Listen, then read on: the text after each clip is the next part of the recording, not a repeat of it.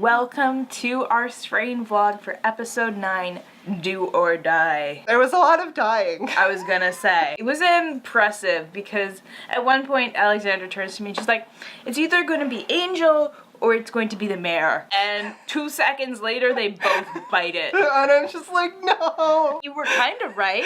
This whole season, I'm just like, not my Angel. They did give him an awesome death, which we will discuss. Okay, so the mayor's office is reeling from that huge defeat they had in Central Park where pretty much their entire force of police officers was wiped out. They have probably a quarter of their force. And so the mayor's trying to rouse them with a speech about how they can batten down the hatch and, stay alive until somebody comes up with a cure, and the police force is like, sorry lady, that's it, we're out. I kind of like that because it was making fun of that whole one last stand thing that you normally would get 300 holding, and it's just like, no, we're done. It was a pleasure working with you. It's not you, it's me. I don't want to die. There's this place, they have 1,000 people and supplies, let's go to there. And they're left with 7 people, including the mayor, and they're like, well, I guess we're done. We're gonna have to get out of here. I think they were going to Staten Island. Unfortunately, a lot of people have had the same idea, and so there's a traffic jam for unspecified reasons on the bridge. I think a lot of people got out of their cars too and left. Yeah. So also, Angel and Gus are in that same traffic jam. Angel is telling Gus, it's like, oh, we're gonna go here, it's gonna be great.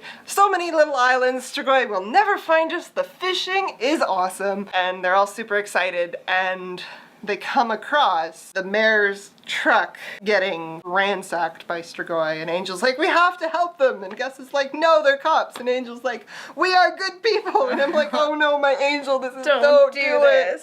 Don't you know what happens to the nice ones in horror movies if you're not white women, regional white women? They go and they're winning for 5 seconds, but then they're trying to get across the bridge because Strigoi can't cross running waters, and they come out from underneath the cars, and that's pretty much it. Angel gets hit in the knee. Yeah, because he and Gus are on top of a bus or something, and a Strigoi just kind of climbs up and just gets him, and Gus is just like, no, dude, you're okay. Has a full meltdown.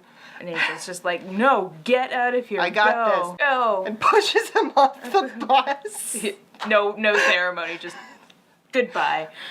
Saving your life here. The mayor and her bestie cop, who's been with her since the beginning, he gets bitten or stung or whatever we call it now, and she shoots the Strigoi that is stinging him, and worms go everywhere, and one goes right in that good old eye that she yeah. And I just love the look on her face. I survived this once, and this is what gets me yet a fucking again. And so they make their last stand until they run out of ammo. Meanwhile, there's a fire started, and gasoline is slowly seeping towards the fire. Eventually, Gus is on the fence, and it hits. And you just get this massive explosion blowing up all the Strigoi, along with the mayor and Angel. And Angel is standing there with his silver cross up in the air, and it's all epic with the big explosion.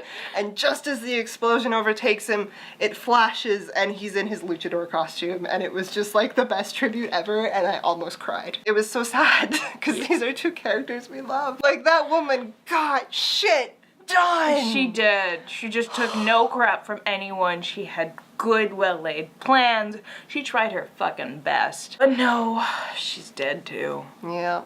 I feel like we need a win. Yeah. We had one really good win right at the beginning, yeah. And then everything just went whew. We get some Palmer flashbacks, so we finally get to learn the motivation why Palmer is the way Palmer is, and guess what? It's daddy issues. Kind of unexpected. Yeah, you're like, really? That's it? I guess his mother had an affair with a married man. Who never really acknowledged him and kind of didn't want anything to do with him. So, Palmer goes in when he's a young man and he's got his cane.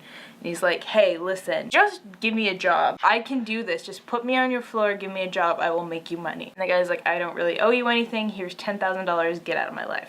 And so Palmer, doing exactly what you and I discussed, I'd be like, yeah, I'd invest that money, start my own company, and buy him out, Yeah. Be a real bastard. And lo and behold, that's what does exactly he do? But the father gets the last laugh because when Palmer shows up to be like, haha, I've bought out your company and I'm gonna destroy it and have the little things left over, I'm gonna name it stone heart because you have a stone heart. The father's just like, look at you. You look like you're older than me. You're like gaunt and like sickly, and this has destroyed you. And All for what? To destroy my company? Like, could have lived your life. and so that sends Palmer running into the arms of Eichhorst.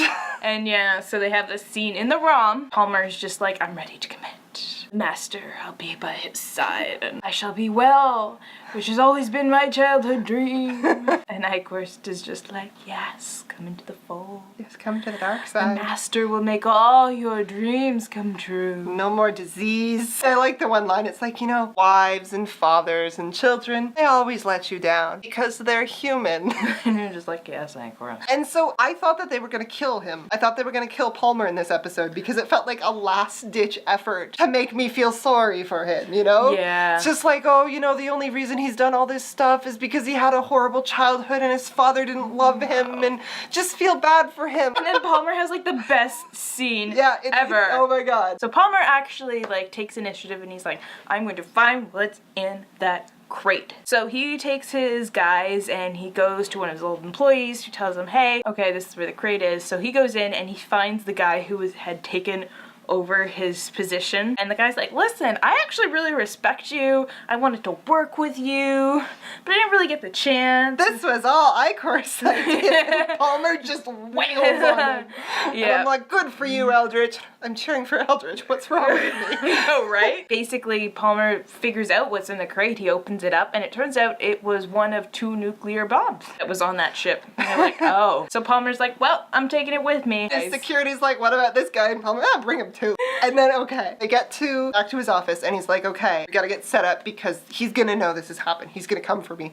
And the security guy's like, sir, you don't have to do this. We can take care of this. And he's like, no, I want to. It cuts to Eichhorst walking in, and Palmer, bless his heart, has hooked himself up to an IV, is lying there with a blanket being like, oh, look at me, I'm so sick, decrepit. I'm dying. And Eichhorst comes in and, you know, rips out his UV and is like, I'm gonna eat you. The master's gonna find out where you put the bomb, and then I'm gonna snap your neck because I've wanted to for so long. Gets right into his space.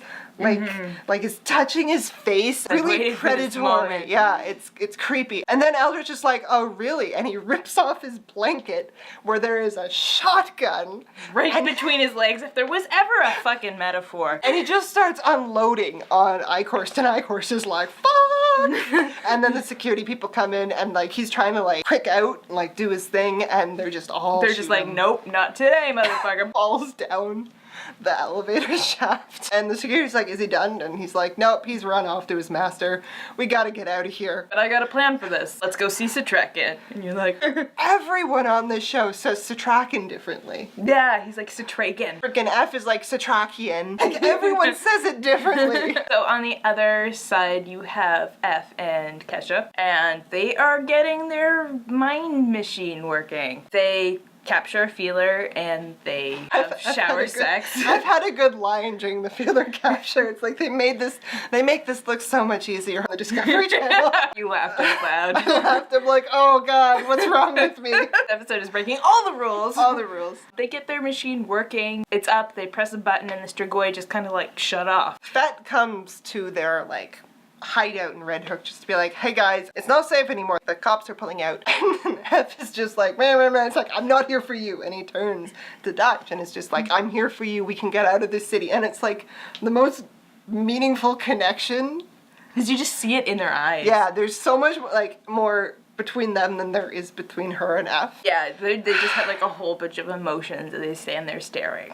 And she's like, no, I gotta stay. Like, I really think that this is going to make a difference. We got this running, that's it, we're good.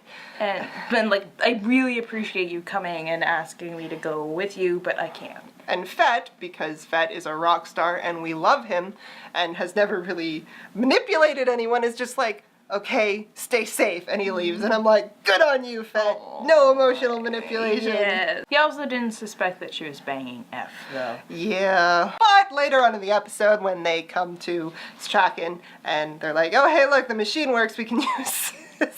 Oh, man, Fett F just start wailing into each other. Yep, because they're like, hey, this machine works. We can use this. And Fetta's like, okay, well, F's gonna stay behind and you can work the machine, Dutch. And F's like, excuse me? And Fetta's like, well, we can't trust you. And so it degenerates into a giant fist fight where F throws the first punch and Fett gets in a good stomach gut punch, and then it just devolves into like children. And Satrakan just like grabs his cane sword, slams it on the table, and is just like, this is what the master wants. He wants us to be fighting amongst ourselves, and they're like, oh. And then frickin' Quinlan is like, yes, I agree with the old man. And we're like, yes, Quinlan! Oh my god, you said you didn't think he would die. I thought that they would wait longer for a reveal. I thought that, like, it would be halfway through the last episode, be like, you guys have no idea what just happened to me, but I escaped a bomb. We just lost 2 characters, man. 2 of them, and we like both of them. I don't know what's gonna happen. I don't think it's gonna end well. The way this season has turned out, it's just been like starting up here kind of. Well, starting here, kind of peaking, and then just like a descent into just misery and pain and suffering, and it just keeps doing that that huge dip after every. Yeah, it's like, oh, we win. I think we really need a win, and I would like it if that happened in the next episode. It's been pretty rough. We had our win really early on, and then it's gone. I mean, they teased us with the win for Central Park, and then it was a lie. Yeah. So yeah, what did you guys think about episode 9? Yeah, how excited are you for the finale? How many characters do you think are gonna die in the finale? They have like none to kill off. Like my money's on Satrakan. You think they're gonna kill? I think Satrakan's gonna go in the last episode. I really hope not. You're probably right though. Because if they kill off Satrakan, then it's like F can be like, oh, I'm the leader. I am the leader now. I have taken my role, and I did him so wrong. I must, live up to what he wanted of me. And the Ratcatcher's just gonna be like, Gus is gonna come back into the fold. I want Gus to come back in the next season and just be like this badass vampire killer who has nothing left to lose. That would be so nice. Yeah. All right, so we will see you for the finale. Bye, guys.